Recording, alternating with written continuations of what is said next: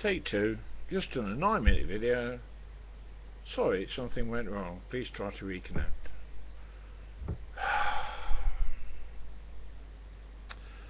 So, for the second time, what did it say? The EMF meter, is it? Yeah, EMF meter will arrive this coming week.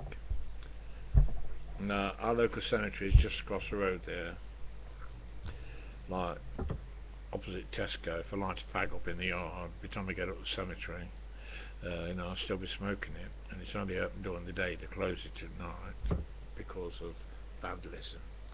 But my late brother's ashes are there, and I sometimes go up there. His daughter Tracy often goes up and puts flowers there, and I should be going up there, as I often do, and I sit thinking. You don't have to say anything, you do it all in your mind.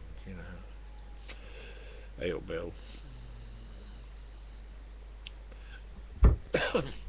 And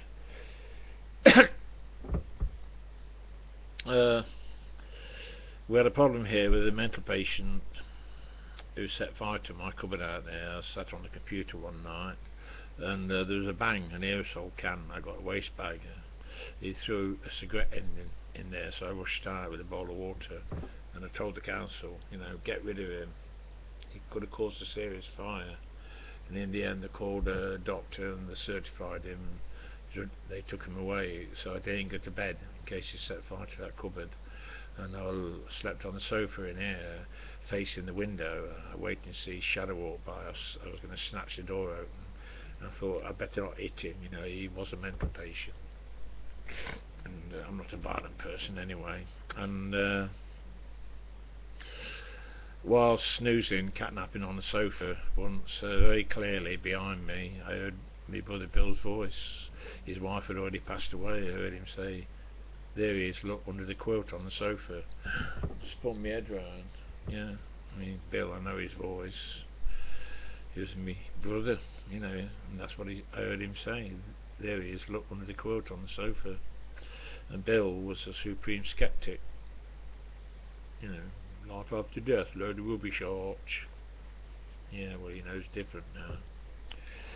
But the night he passed away in our city hospital, one of my brothers, and Bill's daughter and son were there, and Wayne, his son, just sat crying all the time. And Tracy, well, Bill said to me, "Pull that chair up, Arch. I want to get out of bed." I said, "You can't, Bill. You're too ill." He'd lost he'd lost his legs and his fingers, heart attacks, strokes, pleurisy, kidney problems, liver problems, and it was only the machines that were keeping him going. And the hospital, we all decided, they'd turn the machines off. There's no point keeping him alive. He got no quality of life at all. And Tracy, his daughter, sat holding his hand, as we all stood there, and the nurse turned the machines off, and the thing was bleeping, with a heartbeat, beep, beep, beep, beep, and Bill was staring at Tracy. And just before he passed away, a little tear ran down, he was gazing at Tracy as he left this earthly plane. And the beeping stopped, and the nurse said, "He's gone." That's it. Wayne just sat there, crying his eyes out, and Tracy, her husband Jason, had to stay at home to look after the children. And my brother, dopey brother, just stood there, and Tracy were in the corner crying her eyes out, and I didn't think anything. I walked up to her, I am her Uncle Arthur, and I wrapped my arms around her, gave her a long, long, long, long hug. And afterwards Jason said, "Thank you for what you did for Tracy that night." I said, "Well, my pleasure, my pleasure, Jace. I am her Uncle Arthur." And then Bill did pass away some years ago, and about 2 years after, I was at a spiritualist church, and the medium, I didn't know him, he didn't know me. He went round everybody, and he came to me. He said, "I'm coming to you, sir." Of course, I went, He said, "Yes, you, sir." And he says, I've got a large gentleman with me in spirit, very much involved with pubs. Yeah, Bill. At one time, he used to drink 24 pints a night and walk out straight. Fishing. Yeah. He used to enter these competitions, sat there on the bank. He used to win prizes. Darts. Yeah, he was a darts champion. And he said some other things. And he said, the medium said, doesn't name Tracy mean anything to you? Well, I had to get my hanky out.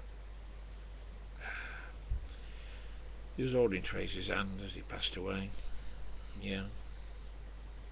So, I should be going up there with that meter to where his ashes are, as I often sometimes do on my scooter, with a bottle of water and a salad cob or bat. And as I said, Scooby, it'll be most interesting when I go down to Cornwall again after Christmas. I must get round to booking bed and breakfast down there, because I followed David Philp around, the organist. He plays in a crematorium up there regularly, but he goes around lots of these old churches and he plays for services, or he goes there to practice, and I video him. I've done it. I've met him quite a few times, so I shall have a wander around with that EMF meter around these musty old churches while Dave is playing the organ. Have a wander around the graveyards outside. So that will be very interesting, won't it? So I shall get the meter this coming week. So I'm going to end this now and see what happens now. Is it going to say, sorry, there's a problem, please try to reconnect? I do hope not. I better not keep saying bye. Graham's digging at me, bye. Yeah, well, it's because I've got a bloody fault. I say bye and it won't stop. So I'll say cheers. Alright, see if I can stop it. That's it. Cheers. Cheers.